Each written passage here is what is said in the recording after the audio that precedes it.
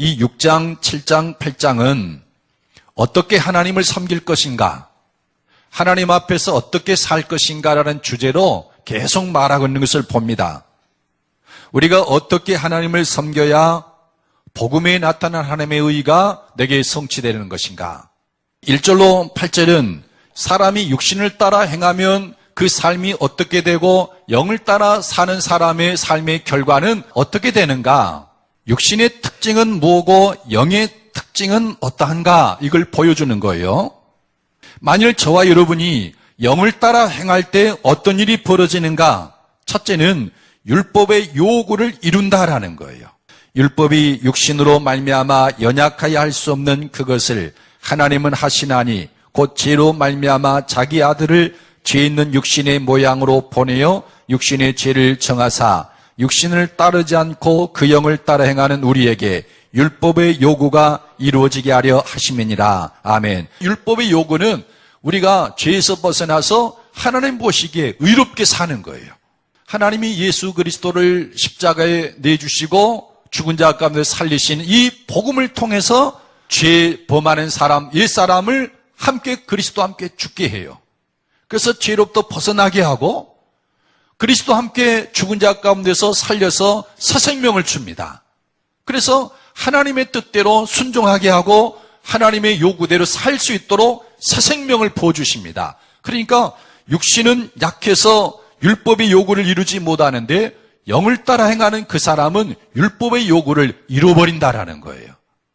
육신을 따르는 자는 육신의 일을, 영을 따르는 자는 영의 일을 생각하나니 육신의 생각은 사망이요 영의 생각은 생명과 평안이니라. 우리가 영을 따라 살아갈 때 어떤 일이 일어나느냐 하면은 생명과 평안을 얻게 된다 그랬어요. 그리스도의 죽음과 부활을 통해서 우리에게 주신 이 영을 따라 살아가면 그 사람이 죄에서 벗어나서 하나님의 뜻을 따라 살고 의롭게 살다 보니까 그 사람의 삶에 생명으로 충만해지고 평안으로 가득한 삶이 된다라는 거예요. 여러분, 인생 바꾸는 거 간단한 문제입니다. 어려운 게 아니에요. 세상에서 막 몇 년, 몇십 년 노력하고 애써 뭔가를 성취해서 내게 생명과 평안이 오는 게 아니에요. 하나님, 이제부터 내가 육신을 따라 행하지 않고 영을 따라 행하게 해주십시오. 그리고 내주하시는 성령님의 음성을 따라 살면 그 삶은 바꿔져요. 그냥 쉽게, 아주 쉽게 바뀌어져요. 그래서 여러분, 복음입니다. 그러면 우리가 영을 따라 행하기 위해서 해야 할 일은 무엇인가? 만일 너희 속에 하나님의 영이 거하시면 너희가 육신에 있지 아니하고 영에 있나니 누구든지 그리스도의 영이 없으면 그리스도의 사람이 아니라. 또 그리스도께서 너희 안에 계시면 몸은 죄로 말미암아 죽은 것이나 영은 의로 말미암아 살아있는 것이니라. 예수를 죽은 자 가운데서 살리신 이의 영이 너희 안에 거하시면 그리스도 예수를 죽은 자 가운데서 살리신 이가 너희 안에 거하시는 그의 영으로 말미암아 너희 죽을 몸도 살리시리라. 가장 중요한 게 뭐냐면은 하나님의 영이 내 안에 거하시는 거예요. 혹은 예수님께서 내 안에 계시는 것입니다. 여러분 안에는 하나님의 영이 거하십니까? 우리에게 있는 이 육신은 육신의 일만을 생각합니다. 죄의 법이 그 안에 있고 결국 사망 아래로 나를 사로잡아요. 영은 하나님의 법이 그 안에 있어요. 그래서 하나님의 뜻대로 살게 합니다. 이 육신과 영이 팽팽하게 힘겨루기를 해요. 매일매일. 그런데 성령님이 내 안에 거하시고 예수님이 내 안에 거하셔서 나의 주가 되면 나를 육신에 있지 아니하고 영에 있게 해요. 영을 따라 행하게 만든다라는 거예요. 지금까지는 죄 짓는 일에는 빠르고 선을 행하는 데는 무능했어요. 이게 육신에 속한 사람의 특성이에요. 그런데 성령이 우리 안에 거하심으로 죽을 몸이 살아나면 선을 행하는 데는 빠르고 죄를 범하는 데는 무능해요. 왜? 죽어있기 때문에, 죄에 대해서는. 그러므로 형제들아, 우리가 빚진 자로 돼 육신에게 쳐서 육신대로 살 것이 아니니라. 너희가 육신대로 살면 반드시 죽을 것이로되 영으로서 몸의 행실을 죽이면 살리니. 아니, 예수님 믿어도 죽을 수 있나요? 네, 그렇습니다. 육신을 따라 행하면 죽어요. 이 죽음은 사망입니다. 영적 사망이에요. 파멸과 고통을 당한다는 것입니다. 환난과 공고 속으로 빠져들어간다는 거예요.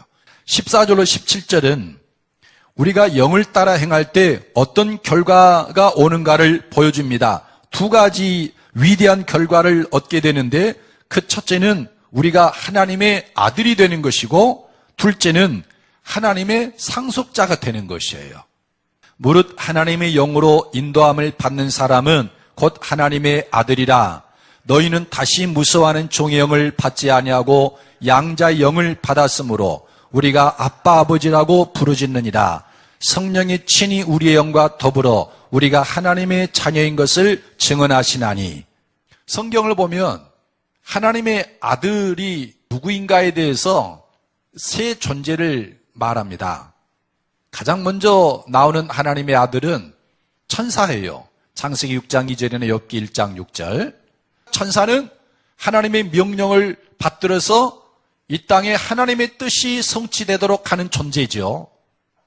그 다음에 두 번째 하나님의 아들은 사무엘하 7장 14절에 나오는 것인데 다윗의 몸에서 날짜로서 이스라엘의 왕이 되는 사람을 하나님의 아들이라고 했어요. 이 이스라엘의 왕은 옆에다가 항상 율법적 성경을 두고서 이것을 계속 읽고 나라를 다스릴 때 이 성경 말씀대로 다스리는 거예요.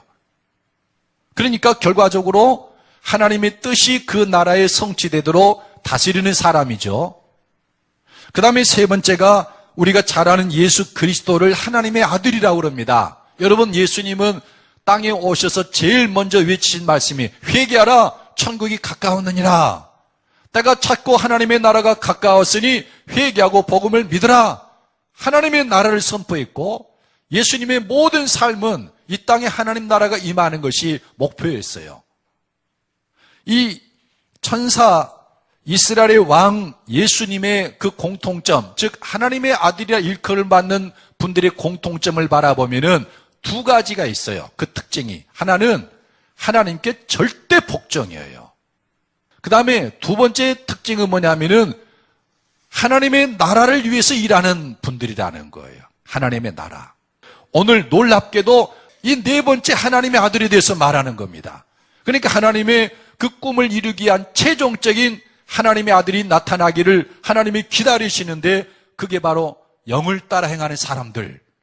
하나님께 절대적으로 복종하는 이 율법의 요구를 이루고 그러면서 이 땅을 하나님의 나라로 만드는 이 거룩한 일에 쓰임을 받을 수 있는 하나님의 아들이 된다라는 거예요.